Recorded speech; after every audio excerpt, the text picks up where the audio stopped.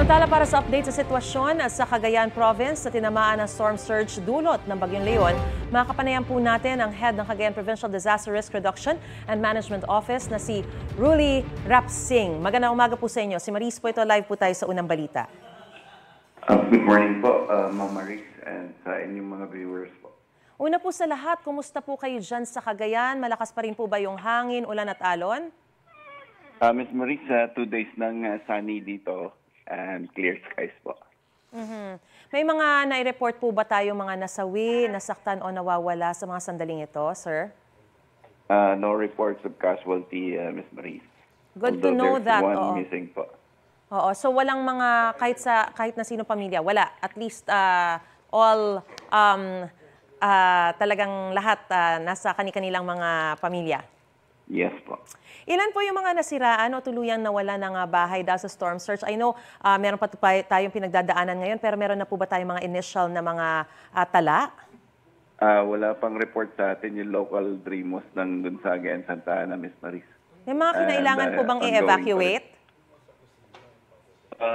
Nag-evacuate tayo ng almost more than 8,000 individuals, Ms. Maris. Saan sila tumutuloy po ngayon?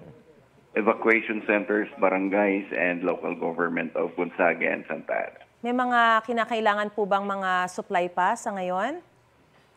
Suffice pa yung stockpile ng barangays and local government. Kumusta naman po yung mga lugar na meron po bang hindi maabot ng rescue team? Wala na mga isolated areas po. Oo, good to know that. May mga lugar bang nawala ng kuryente, tubig at signal? There was power interruption noong Wednesday, but na-restore naman kaagad after 3 hours.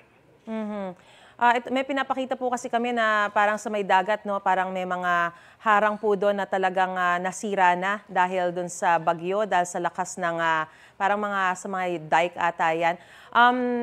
Meron po ba tayong tala ng mga pinsala? So far, ongoing yung rapid damage assessment pa po namin. Ano po yung pinakakailangan sa ngayon ng mga residente ngayon dyan, sir? We're coming up with financial assistance for them, Ms. Maris, but that would depend on sa damage assessment po natin. By when do we expect to get those assessments? At the most would be until tomorrow po. Alright. Patuloy po kami makikibalita sa inyo. Maraming salamat.